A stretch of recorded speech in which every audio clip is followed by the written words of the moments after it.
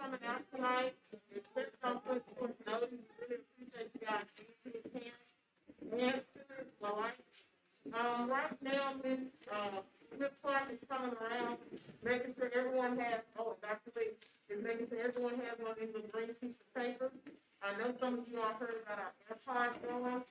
You need to put your child first and last name on this, school and grade.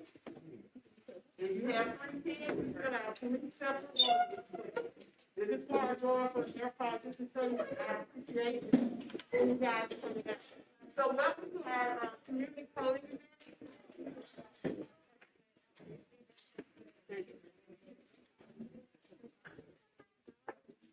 If you haven't got a green card, you can up and we'll make sure you get everybody. And also, it's very important to make sure that you sign in the back as you come in. Can you all hear me now? I'm sorry, I got my mouth too big. So again, if you didn't hear me well, guys being here for the coding event. You have some very special guests that are here tonight that are going to help us with this event. They'll introduce themselves and tell you all why they're here. And we just really appreciate you guys. And thank you. Get your refreshments at any point in time. Feel free to go and get some. Well, thank you, and thank you so much, Columbus School District, for hosting us and letting us come. My name is Shelley Hollis, and I have with me Lizzie Brandon and Amanda Taylor in the back, and we all work for Mississippi State University, where we run the Center for Cyber Education. And what we do there is get computer science into the K-12 school system, where all kids can be exposed to computer science. And you might be thinking, why do we care if all of our kids are exposed to computer science? Well, parents, when you were going through school, somebody along the way decided we should all know about math and science and things like that, because that was an important part of what we did in our everyday life. We used math, we needed to learn to read. What's something that you're using every day, probably to wake up? Alarm. What's their alarm on? Your cell phone, generally, right? How many of you have been buying Christmas presents on Amazon? All right? All of us are using computer science more and more just in our daily lives. Now I want you to think for a minute about the future that your kids will be going into and the kind of jobs they'll have. Some of these kids in the room will have jobs that haven't even been invented yet. But I can promise you they will be connected to computer science in some way, shape, or form. Every career field today is using computer science more and more.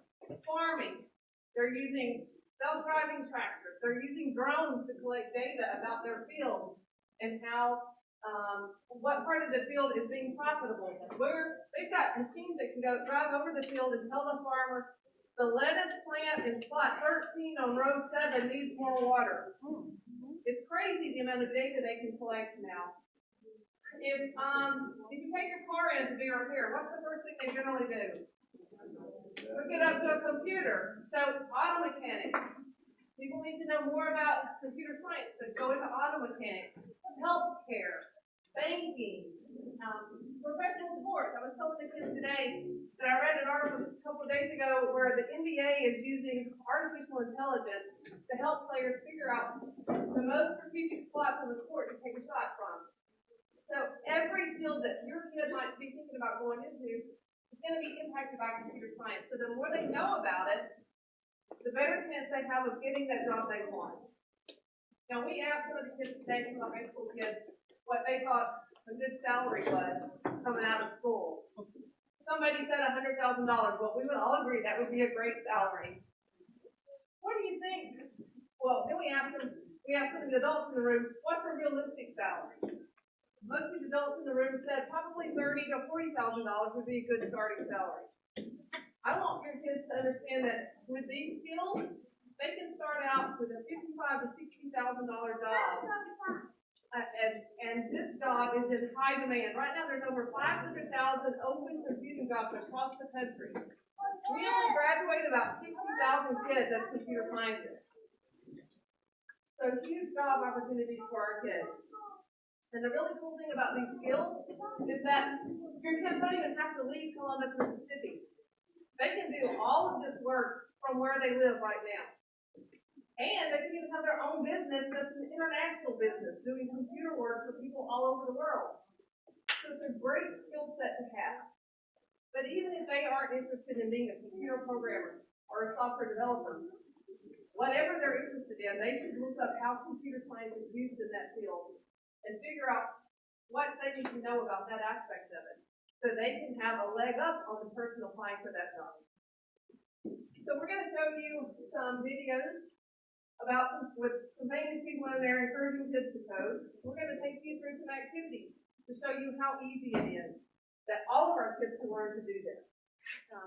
And some of the kids, raise your hand, kids, if you were here today and did an activity with us. Okay, so we've got a few kids that were here today that did activities with us. And so they can help you guys out, show you how some of it works.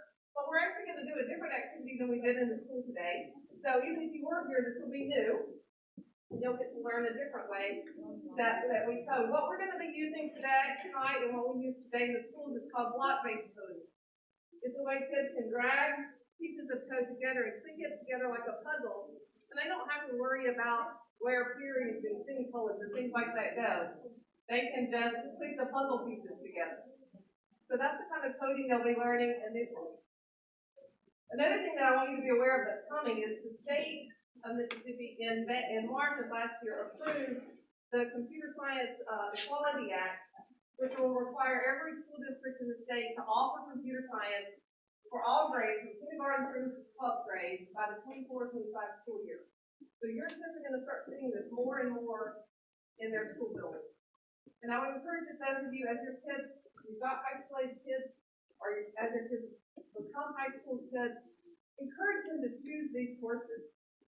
There is a requirement for graduation that kids have a computer science credit for graduation, and most of them can earn that in the middle school through the Cyber Foundation's 1 and 2 courses.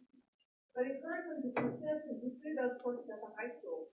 The AP Computer Science course is designed for all students. So they don't have to have a great, strong background in computer science. Any student can take that course and be successful. And it was really good on their high school transcript to have an AP course. And Columbus High School offers AP Computer Science principles. So encourage your kids to take that. Encourage them to consider programming and coding and learning how to create things with that. I'm going to stop talking now, and we're going to show you a video. Amanda, will you do that full screen too? That'd be great. I started playing basketball, tennis, football, cuando era un niño. Getting really good at something isn't easy. It takes persistence and hard work. It takes years of commitment. Success isn't just about training the body. it's also about training the mind. The body and brain get strong when you push yourself. I didn't always know I'd be a basketball champion. Non sai mai cosa ti riserva il futuro. Os futuros campeões serão os criadores. Aquellos con el talento para cumplir su sueño. Com algo para imaginar o futuro. ¿Qué quieres crear? ¿Qué vida puede cambiar? You can dream it, you can do it. You can bring any idea to life. It's not going to be easy. It takes time and determination, like anything else. You'll make mistakes, you'll get better. You'll get stronger, and you'll succeed. Push yourself. Push yourself. Push yourself. Push yourself.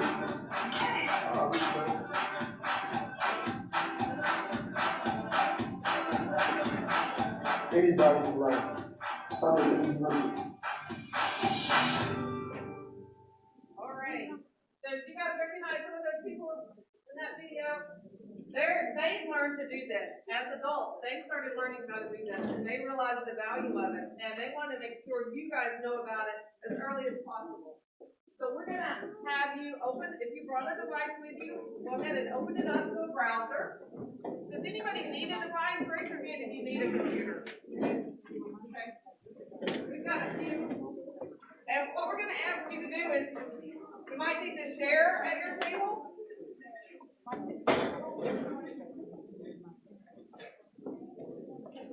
All right, and Amanda's going to put on the screen the web address Oh, he's got his, okay.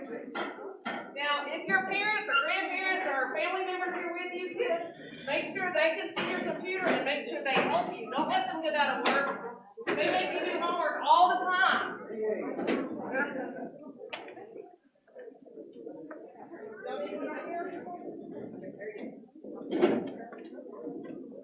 guys see right here? Okay, anybody else need a device? All right. Okay, y'all can share. I've got another one if you want to see that. Need one more? Yes. Okay. So open up your browser and type this in right here. studio.code.org/HOC/1. And just hold right there when you go to that. All right. Can you type in what you see up there on the screen? All right. It didn't come up to the right thing. So you type one more time. Studio.code.org/HOC. The fourth class is the HOC, and slash is number 1.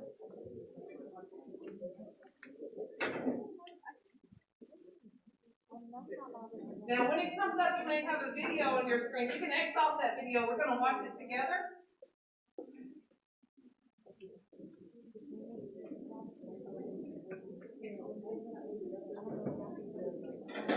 All right. Amanda, can you go in our code? Yes, that one. And then let's play this video. Hold on one second. So this video is actually going to give you some instructions on what to do in the activity. So pay attention. It's going to explain the screen and where you can find all the things you're going to do. Now remember, kids, whatever adult came with you, make sure they do some of this work. Okay, here we go. I was in 8th grade when I learned to program. I first learned how to make a green circle and a red square appear on the screen. You just learn these lessons, and there aren't that many of them, but you just eventually get to the point where you can do almost anything that you want. Computer science is just learning how a computer works and how it thinks so that you can teach it to do new things. These days, what you can do in computer science is pretty much amazing. I think it's the closest thing we have to a superpower. In the next hour, we're going to play a game that will teach you the basic concepts of programming. Usually programming is all in text, but we'll use Blockly, which uses visual blocks that you drag and drop to write programs. Under the hood, you're still creating code. To start off, we're going to build code for a program that will help this angry bird move through a maze to get to the evil pigs that stole its eggs. Blockly is split into 3 main parts. On the left is the bird's maze, where your program will run. The instructions for each level are written below the maze. This middle area is the toolbox, and each of these blocks is a command that the bird can understand. The white space on the right is called the workspace, and this is where we'll build our program. If I drag the move block to our workspace and press run, what happens? The bird moves forward 1 box on the grid. And what if I want the bird to do something after the move forward on 1 box? I can add another block to our program. I'm going to choose the turn right block, and I'll drag it underneath my move block until the yellow arrow appears. And then I'll drop it, and the 2 blocks will stack together. When I press run again, the bird will perform the commands that are stacked from top to bottom on our workspace. If you ever want to delete a block, just remove it from the stack and drag it to the trash can. After you've hit run, you can always hit the reset button to get the bird back to the start. Now let's get those pigs. Okay, so now each of you can start working on this on your own. We're going to do the first one together. So this screen looks a little bit different. We've got our instructions up at the top. Can you help me to catch the naughty pig? That's a couple of move forward blocks together and press run to help me. Okay, so how many is a couple? 2. Okay, so out in our workspace, you can write out in our workspace, we've got the when run, move forward is already there. How many move forwards do we need? 2. So everybody drag a move forward block out to the bottom and they can click together. All right? And then hit your run button over here. Woo! All right. So now everybody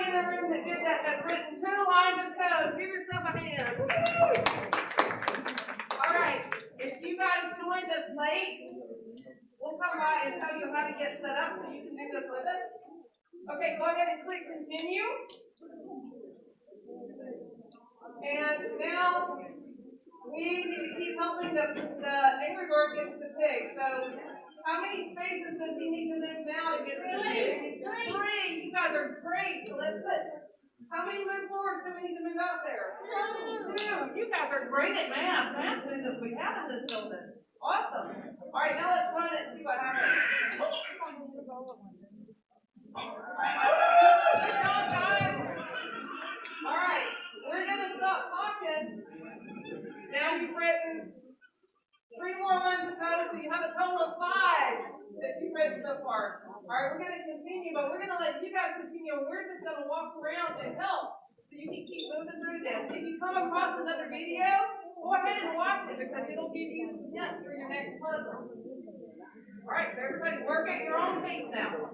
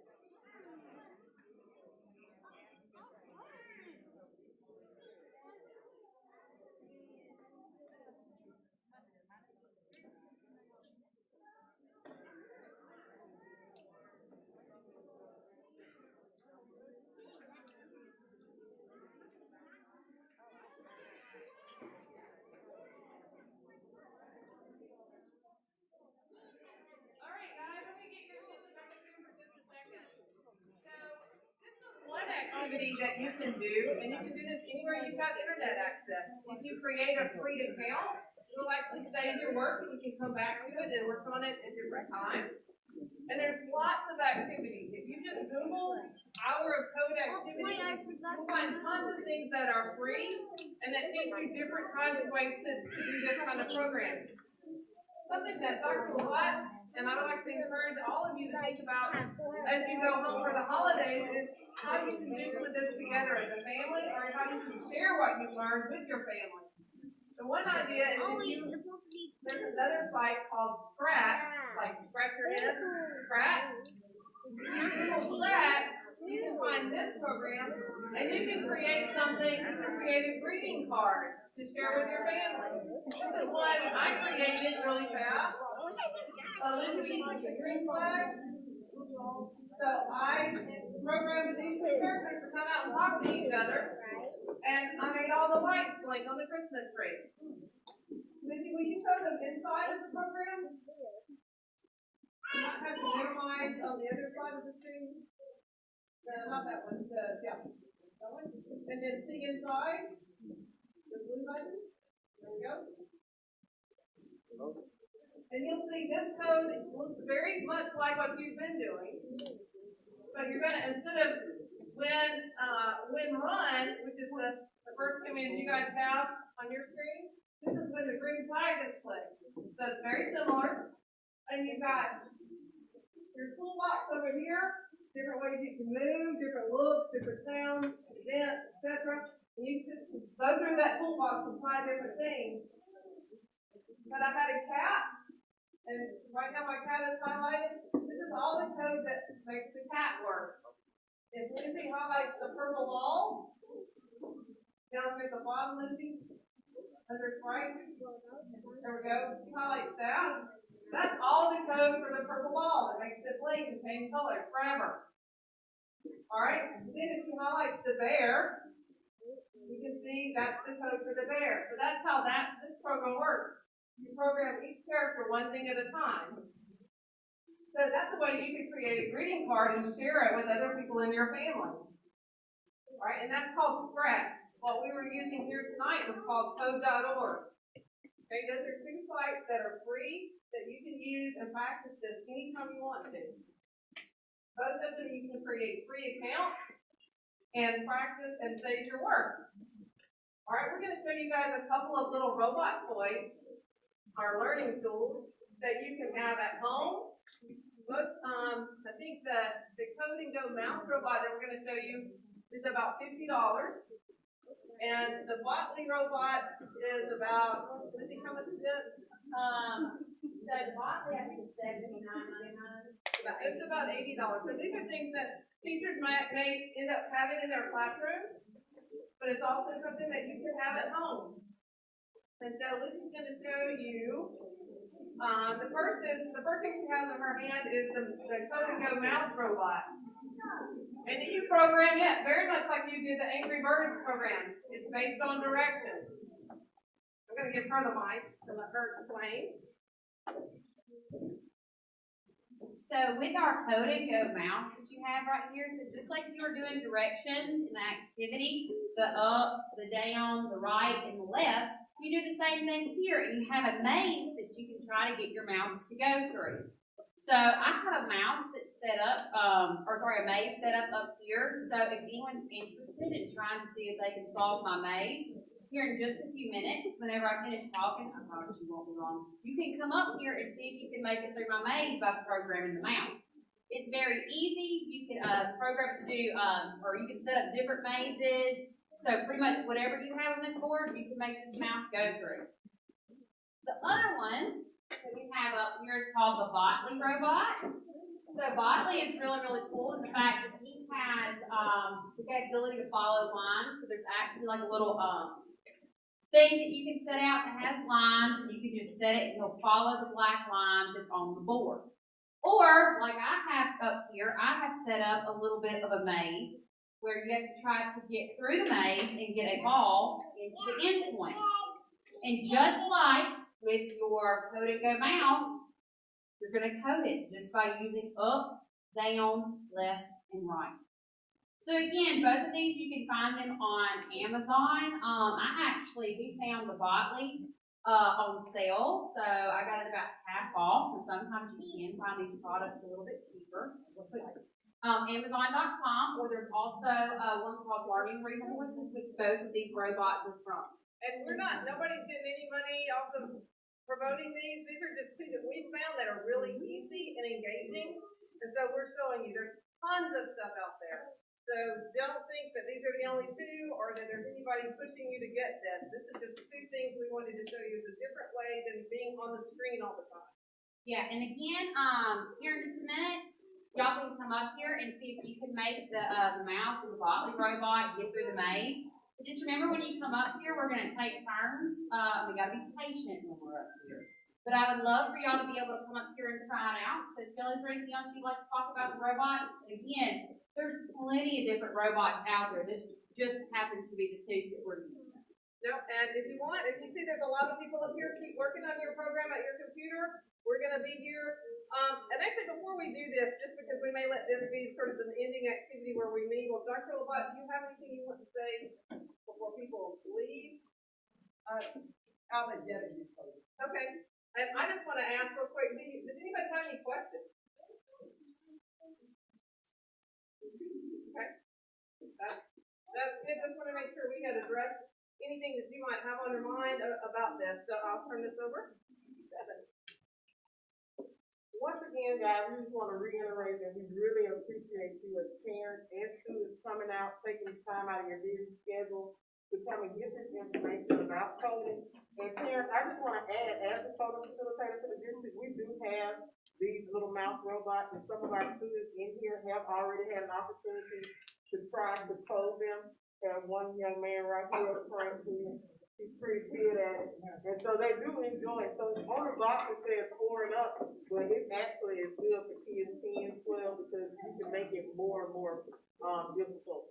So again, thank you all. And before you all leave, make sure if you have not filled out little green slip with your child's first and last name, grade, and school for the AirPod drawing. We're going to do that in just a few minutes as soon as I can get back there and get the thing for the drawing.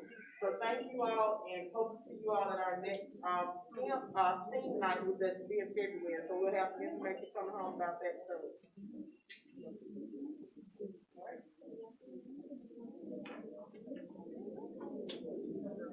If you borrow